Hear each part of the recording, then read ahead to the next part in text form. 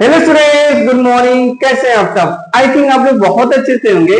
Previous lecture में मैंने आपको सिखाया था इलेक्ट्रिक डायपोल। इलेक्ट्रिक डायपोल की वजह से इलेक्ट्रिक फील्ड क्या होता था at an axial position, equatorial position या एनी पॉइंट, उसी को हम लोग बोलते थे जनरल पॉइंट। मैंने डेरिवेशन प्रॉपर वे से आपको सिखाया था बेटा। आज के लेक्चर में हम लोग बात करेंगे torque due to dipole moment. तो लेक्चर काफी इंपॉर्टेंट होता है 12 के पॉइंट ऑफ व्यू से। चाहे बच्चा जेई एनई का प्रिपरेशन कर रहा होता तो उसके पॉइंट ऑफ व्यू से और ज्यादा इंपॉर्टेंट हो जाता बेटा। तो आप लोग भी पेन एंड पेपर मेरे साथ निकाल लीजिए और नोट करते रहिए। हेडिंग लिखेंगे डायपोल मोमेंट की वजह से टॉर्क। तो प्रॉपर हम लिखेंगे torque due to dipole moment. क्या लिखेंगे बेटा? टॉर्क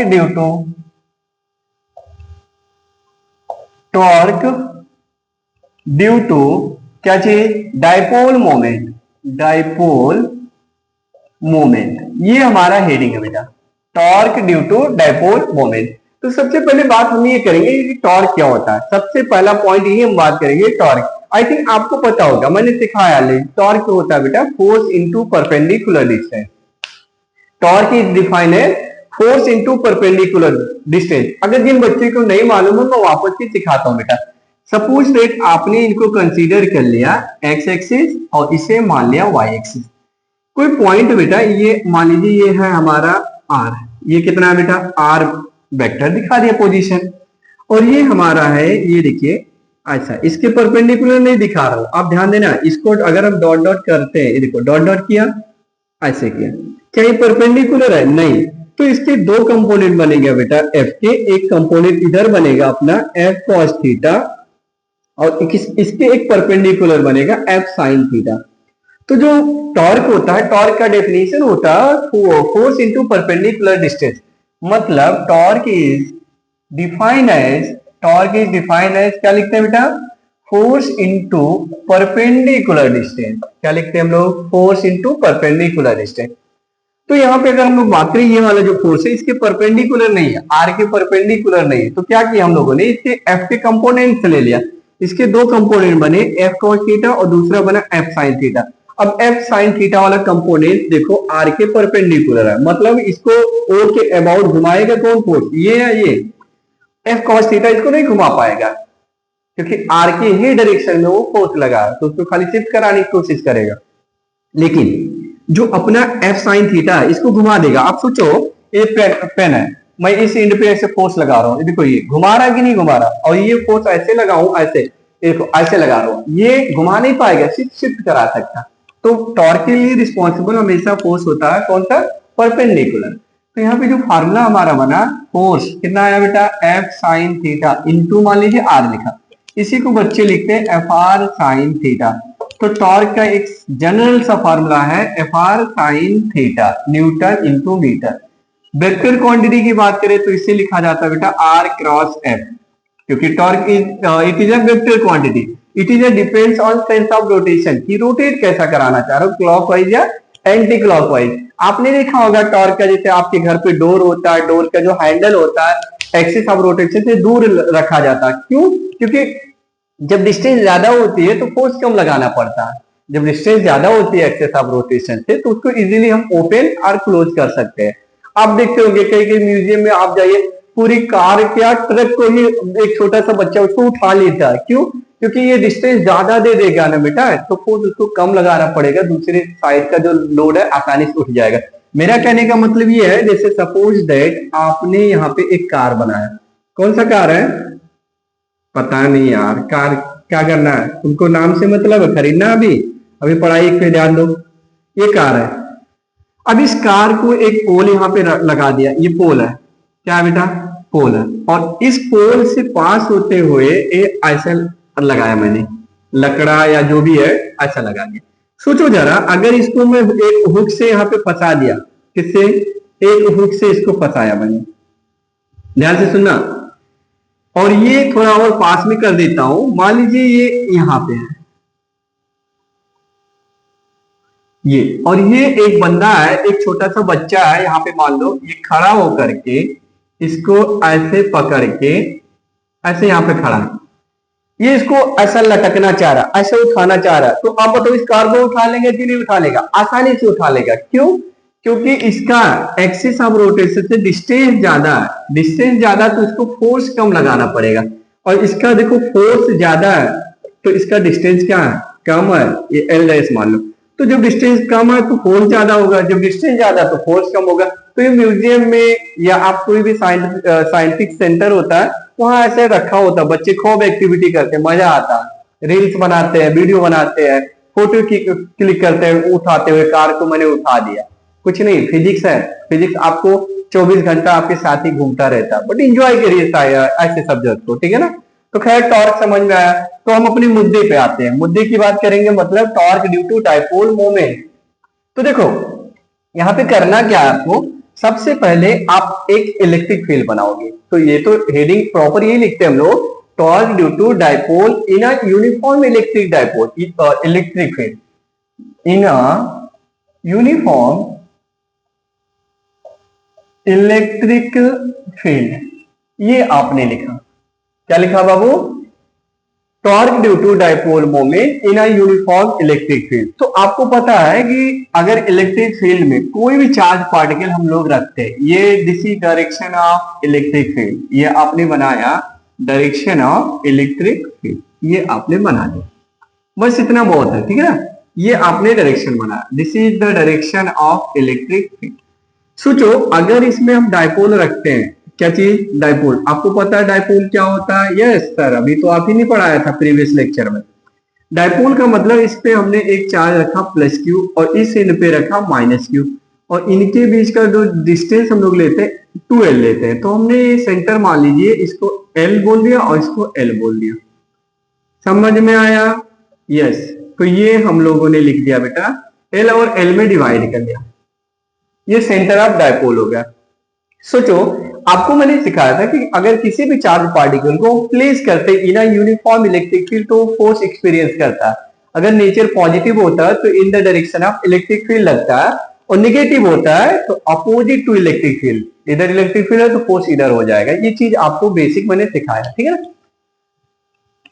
तो देखो इस पे फोर्स की जो डायरेक्शन होगा ये ऐसा होगा, इधर हमारा फोर्स लग रहा होगा, और इस पे फोर्स अपोजिट हो जाएगा इलेक्ट्रिक फील्ड के, इस पे फोर्स इधर लगेगा, यस और नो, यस। और मान लीजिए ये इलेक्ट्रिक फील्ड से कितना एंगल बना रहा है, थीटा, ये भी एंगल हमने मान लिया थीटा, इलेक्ट्रिक फील्ड से जो एंगल बना रहा है इसको बोल दिया थीटा, यस और नो, यस, इतना हमने मान लिया, क्लियर है ना, ये एंगल हमने बताया कि बना रहा थीटा। सोचो अगर ये पेन होता ऐसे है, इस पे दोनों एंड पे फोर्स लग रहा है, इधर और इधर, ये कभी घूमेगा नहीं। अब सोचो पेन ऐसा है, एक बंदा इस पे फोर्स ऐसे लगा रहा और एक ऐसे लगा रहा है, ये देखो ऐसे, तो क्या कर रहा, घूम रहा, टॉर्क दे देगा। तो ऐसे ही ऐसे रखा हुआ तो ये ऐसा घूम रहा, और देखा जाए तो डायरेक्शन के हिसाब से बात करें तो इस पे जो नेट फोर्स है उसकी वैल्यू क्या है, 0, क्योंकि देखो जितना फोर्स इधर लग रहा है उतना फोर्स उधर लग रहा है, तो इसका जो नेट फोर्स है, नेट फोर्स 0 है, लेकिन सेम लाइन ऑफ ज्वाइनिंग में है तो ये क्या करके टॉर्क दे देगा, क्या करेगा बेटा, टॉर्क देगा, ये घुमा देगा, किसके अबाउट, ये सेंटर ऑफ डाइपोल, डाइपोल के अबाउट इसको घुमाएगा, यस है, यस। तो देखो टॉर्क मैंने आपको बताया, अगर इसका परपेंडिकुलर डिस्टेंस की बात करो, इसके अबाउट टॉर्क चाहिए, तो देखो ये L है तो ये कंपोनेंट आएगा L sin थीटा। सिमिलरली अगर ये वाला कंपोनेंट की बात करें तो ये भी हमें मिलेगा L sin थीटा, क्योंकि ये थीटा है तो ये भी थीटा ही बनेगा, तो ये L sin थीटा। तो टोटल डिस्टेंस कितना हो गया है, अगर हम ये देखो इसके अबाउट चाहिए टॉर्क, टॉर्क अबाउट O, तो अगर हम लोग लिखते हैं बेटा टॉर्क, देखो आप इसके अबाउट लिख सकते हो नो डाउट, उसी के अबाउट लिखो, क्या टॉर्क अबाउट O, इसको मान लो torque about O, torque about O के अबाउट क्या लिखोगे, तो आप बोलोगे sir tau is equal to tau one plus tau two, क्योंकि देखो ये अलग टॉर्क दे रहा है, ये अलग टॉर्क दे रहा, बट बाद में समझ में आएगा दोनों सेम दे रहा। तो देखो टाउ क्या होगा, टाउ होता है बेटा फोर्स इंटू परपेंडिकुलर डिस्टेंस, और फोर्स कितना होता है, Q इंटू E। सिमिलरली यहाँ पे बात करेंगे हम लोग Q इंटू E, तो यहाँ पे बना QE into L sine theta, perpendicular distance क्या बना, L sine theta. Similarly direction देखो, torque is a vector quantity depend on sense of rotation, तो ये भी क्लॉकवाइज घुमा रहा है, ये भी क्लॉकवाइज घुमाना चाहेगा, देखो ऐसा है ना अपना, ये ऐसा है, मैं इसको इधर घुमा रहा हूं, ये देखो कैसे घूम रहा है क्लॉकवाइज, क्लॉक का मतलब जो उसको नहीं पता घड़ी होता है यार, घड़ी की डायरेक्शन में जो अपना सुई होता है टिक टिक टिक टिक करती है ना, क्लॉक वाइज इसी को बोला जाता है। एंटी क्लॉक वाइज मतलब उसके अपोजिट बोलते हैं, ठीक है ना। खैर वो तो पता है यार, सर क्यों इतना छोटी चीज बताते हो, हम लोग को शर्मिंदा कर देते हो। तो क्यू ई ये भी बनेगा एल साइन थीटा, तो जब दोनों को ऐड करोगे तो ये बनेगा 2 QE L साइन थीटा। लेकिन हमें पता है कि सर जो P होता है वो होता है 2QL, तो यहां से सर्च करो 2QL, तो 2QL को लिख देंगे P into E sine theta. तो जो टॉर्क आता है बेटा ये आता है बेसिकली PE साइन थीटा, तो टाउ का एक फार्मूला आ गया P साइन थीटा, यूनिट होगा newton into metre, newton into metre, ये टॉर्क का फार्मूला हो गया। अब टाउ मैक्सिमम कब होता है, तो केस आप बना सकते हो बेटा, if theta is equal to 90 degree, तो टाउ इज मैक्सिमम, तो टाउ मैक्स होगा, यानी मैक्सिमम टॉर्क के लिए थीटा कितना होना चाहिए, 90 डिग्री होना चाहिए। सोचो जरा, आप बताओ, ये ऐसा रखा आपने, आप बताओ टॉप पे हल्का सा भी फोर्स लगाओगे तो घूम जाएगा कि नहीं घूम जाएगा, आराम से घूम जाएगा। देखो ना ऐसे है, और ये गिरा पेन ऐसे ऐसे लगाओगे तो आसानी से घूम जाएगा अपना। तो मैक्सिमम टॉर्क तभी होता है जब थीटा की वैल्यू 90 डिग्री, यानी आप ये बोलना चाह रहे हो कि साइन जो थीटा की वैल्यू है वो 1 होना चाहिए, मतलब थीटा की वैल्यू 90 होना चाहिए, तो टॉर्क मैक्सिमम होगा। देखो tau max is equal to, formula है P इंटू ई, तो आप लिखोगे P साइन 90, और साइन 90 कितना होता है 1 होता है, ठीक है ना। तो टाउ मैक्सिमम हमेशा याद रखना PE होगा, टाउ मैक्स, ये फार्मूला याद रखना, क्लियर है ना। ऐसे आप मिनिमम की बात करोगे, टाउ मिनिमम, तो टाउ मिनिमम कितना होता है बेटा, बोलो ना 0 डिग्री, या आप 180 लिख सकते हो तो भी मिनिमम होगा। तो देखो टाउ मिनिमम PE साइन 0, और साइन 0 की वैल्यू 0, तो टाउ मिनिमम होता है बेटा 0 न्यूटन मीटर, ये याद रखना। मतलब स्ट्रक्चर बना के मैं दिखाऊं तो इसका मतलब ये है कि अगर आप इधर इलेक्ट्रिक फील्ड दिखा रहे हो, देखो इलेक्ट्रिक फील्ड आपने अगर इधर दिखाया तो जो डायपोल रखा यहाँ पे प्लस क्यू रख दिया और ये यहाँ पे माइनस क्यू रखा, तो इस पे देखो फोर्स इधर लग रही है और इस पे फोर्स इधर लग रही है, यस और नो। तो इलेक्ट्रिक फील्ड से कितना एंगल बनाया 90 डिग्री, तो इस केस में ये डायपोल आसानी से घूम जाएगा, आसानी से, तो इस पे टॉर्क मैक्सिमम देगा। और दूसरा हम लोग ये बात किए कि अगर ये इलेक्ट्रिक फील्ड है, क्या चीज इलेक्ट्रिक फील्ड, इलेक्ट्रिक फील्ड में हमने चार्ज को रखा यहाँ पे माइनस क्यू और ए यहाँ पे प्लस क्यू, तो आप बताओ डायपोल की डायरेक्शन इधर है और इलेक्ट्रिक फील्ड भी इधर है, तो इनके बीच एंगल कितना बना बेटा 0 डिग्री। तो जब 0 होगा तो क्या इस पे रोटेशन आएगा, नहीं आएगा, क्योंकि इस पे फोर्स ए, इस डायरेक्शन में फोर्स लगेगा QE और इस डायरेक्शन में फोर्स लगेगा QE, तो वही कहानी हो गया ना, कहानी तो वही हो गया। आप इसको इधर खींच रहे हो और एक बंदा इसको इधर खींच रहा, बाई मार्कर किसी के हिस्से में नहीं जा रहा, ना उसको मिल रहा ना इसको मिल रहा, इसका मतलब नेट फोर्स क्या हो गया 0 हो गई। तो जब नेट फोर्स 0 तो टॉर्क क्यों देगा, ये तो फार्मूला खुद बोला। अगर इनमें से P अगर 0 हो गया तो भी टॉर्क 0 होगा, E 0 हो गया तो भी टॉर्क 0 होगा, साइन 0 हो गया तो भी 0 होगा, तो टॉर्क तीनों केस की वजह से 0 हो सकता है, ये हो गया। इसको हम बोल सकते हैं स्टेबल इक्विलिब्रियम भी बोला जाता है, आप पढ़ोगे एररलेस, उसमें बोला स्टेबल इक्विलिब्रियम, इक्विलिब्रियम क्या बोलते हैं, स्टेबल इक्विलिब्रियम इसको बोलते रहे। अगर देखो 180 की बात करें तो 180 का मतलब ये हो गया कि अगर ये हमारा इलेक्ट्रिक फील्ड है, देखो ऐसा हमने इधर प्लस क्यों रख दिया और इधर माइनस क्यों रखा, तो देखो इस पे फोर्स इधर लग रहा और इस पे फोर्स जो है इधर लग रहा, तो अगर नेट फोर्स की बात करें तो 0 तो है, नो डाउट, कोई दिक्कत नहीं, क्योंकि अपोजिट डायरेक्शन में फोर्स है। लेकिन डायपोल ऑलवेज किधर होता है, यहाँ पे डायपोल की बात करें तो डायपोल ऐसा है बेटा, ये इधर है, किधर इस डायरेक्शन में निगेटिव टू पॉजिटिव, और इलेक्ट्रिक फील्ड उधर है, तो दोनों के बीच एंगल कितना बना 180 डिग्री, और जो एंगल हमेशा इधर लेते हैं तो वो E और P के बीच का एंगल लिया जाता है, वो भी याद रखें। तो ये क्या होगा, ये घुमाना चाहेगा बेटा कि मैं उसी डायरेक्शन में स्टेबिलिटी ढूंढेगा, सर्च करेगा कि मैं स्टेबल हो जाऊं, स्टेबल का मतलब हैप्पी हो जाऊं, तो हैप्पी अभी है, happy no doubt, but complete नहीं है, जिसपे हम लोग बात करते हैं पोटेंशियल एनर्जी कांस्टेंट है, तो इसको हम बोल सकते हैं अनस्टेबल इक्विलिब्रियम, क्या बोलते हैं? Unstable equilibrium. ये याद रखना, अनस्टेबल इक्विलिब्रियम बोलते हैं। तो ये चीज आप टॉर्क के रिलेटेड जितना पॉइंट मैंने बोला आप ये लर्न करके रख सकते हो। अब देखो टॉर्क की अगर हम बात करें तो torque it is a vector quantity. कैसी क्वांटिटी होती है बेटा? वेक्टर क्वांटिटी होती है टॉर्क। तो जो वेक्टर क्वांटिटी होती है उनको वेक्टर में लिखेंगे हम लोग। क्या लिखेंगे? देखो अभी मैंने समझाया it is a vector quantity, तो वेक्टर में लिखा जाता है बेटा P cross E, not E cross E। और PE क्या होता है? Sine theta. देखो A क्रॉस B क्या होता है? A भी साइन थीटा। तो ऐसे ही देखो इसकी डायरेक्शन अगर हम बात करें, ऐसे फिंगर को रखो घूमने वाली डायरेक्शन में, ऐसे थंब किधर जा रहा है? अंदर की तरफ जा रहा है। तो ऐसे हम लिखेंगे P क्रॉस E। अगर इसको एंटी क्लॉकवाइज करते हैं तो लिख सकते हैं, बट माइनस लगा देंगे। क्या लगा देंगे? माइनस लगा देंगे। तो PE क्रॉस E इन वेक्टर फॉर्म में लिखा जाता है। क्लियर है? यस। तो एक छोटा सा न्यूमेरिकल हम लोग सॉल्व करते हैं बेटा। ये कह रहा है कि अगर ये इलेक्ट्रिक फील्ड है, क्या है? इलेक्ट्रिक फील्ड, और इलेक्ट्रिक फील्ड की वैल्यू दे रखा उसने, कितना दिया? मैं लिख के देता हूं 10⁶ न्यूटन पर कूलम, 10⁶ न्यूटन पर कूलम। और यहाँ पे जो डाइपोल है ना बेटा, dipole A plus Q and minus Q, ये भी दे रखा उसने। जो P की वैल्यू है वो P की वैल्यू दिया, आई थिंक कितना दिया उसने, मैं देख लेता हूँ, 5.36 इंटू 10⁻⁻20, 5.36 इंटू 10⁻⁻20 क्या लिखेंगे? बोलो, कूलम मीटर। ये दिया। तो क्वेश्चन ये है कि टॉर्क बता दीजिए, मैक्सिमम टॉर्क कितना होगा? तो सर PE ये 90 डिग्री पे है, उसने बोला है कि मैक्सिमम टॉर्क कितना होगा। तो PE इंटू साइन थीटा, तो साइन 91, P की वैल्यू 5.36 10⁻⁻20 इंटू 10⁻6।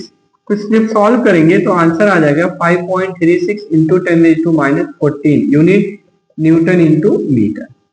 ये ऐसे हम लोग सॉल्व कर लेंगे बेटा। ऐसे बहुत सारे न्यूमेरिकल आता है। सपोज दैट उसने 30 डिग्री पे दे दिया, तो 30 डिग्री पे क्या होगा? 60 पे दे दिया तो 60 डिग्री पे क्या होगा? 90, 180, 0 की तो वैल्यू आपको पता है ऑलरेडी। ठीक है, कोई टेंशन नहीं लेना, आसान है। यस, मैं बोल रहा हूँ। ठीक है, दूसरी बात हम ये बात करेंगे इसमें, ध्यान से सुनना। यही जो टॉर्क होता है, मैंने रफ कर दिया लेकिन आपको समझाता हूं इसी चीज को लेकर के।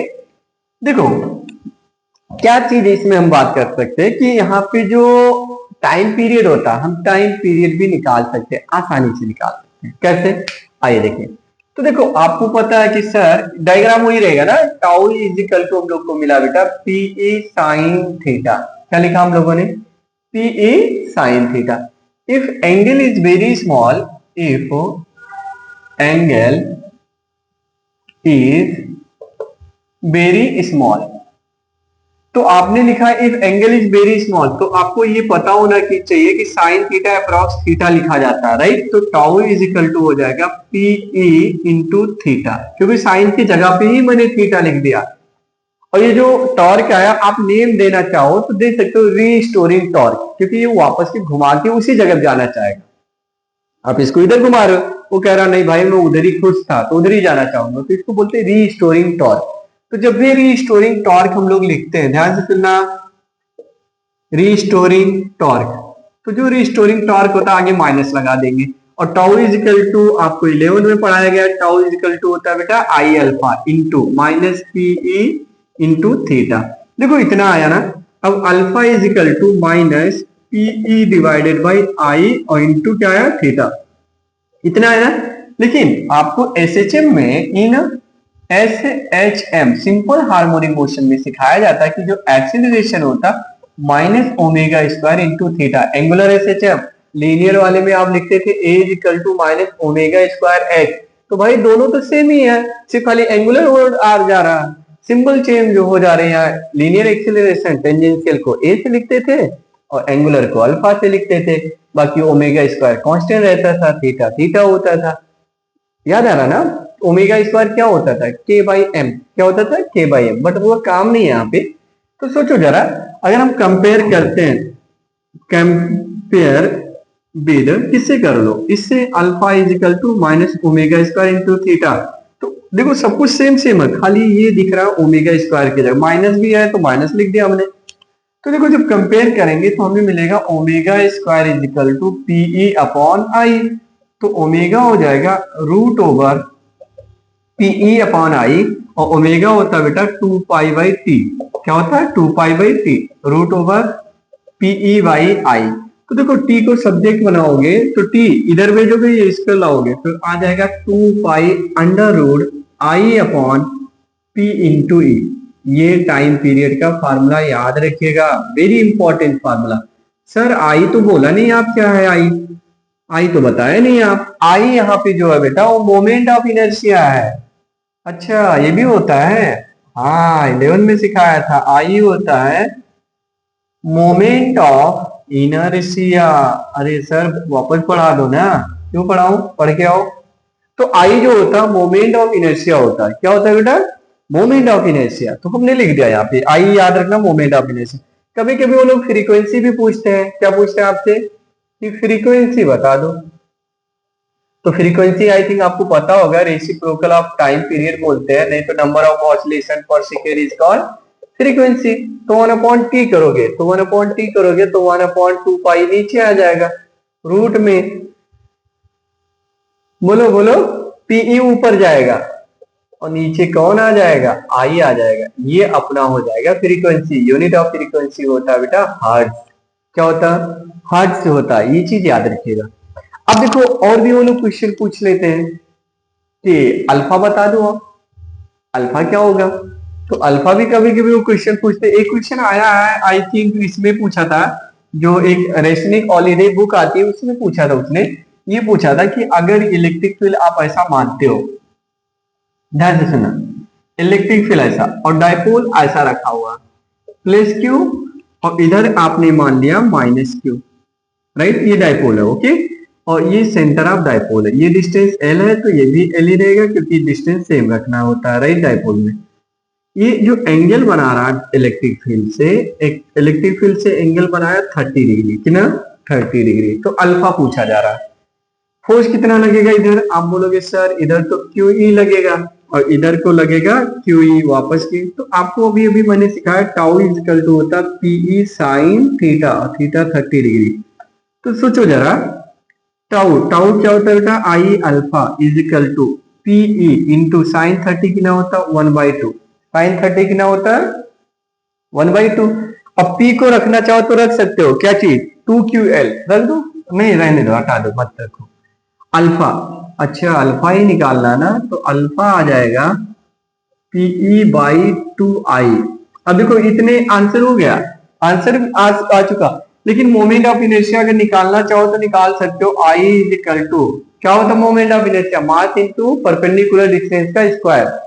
तो मास तो m है तो m लिखा, और इसका परपेंडिकुलर डिस्टेंस कितना है? ये एक्सिस ऑफ रोटेशन है। ये देखो जैसे ये आप ऐसे देखो 3D में, ये ऐसा है और ये ऐसा है, तो परपेंडिकुलर डिस्टेंस l है और ये मास ऐसे घूम रहा है, तो ये ml² बन जाएगा। क्या बनेगा? ml²। ऐसे वापस के देखो, ये भी m है यहाँ पे मास, ये जो पार्टिकल ले रहे हो इसका मास m है, तो ये भी बन जाएगा ml²। तो सॉल्व करेंगे तो आ जाएगा 2ml²। क्या है? 2ml²।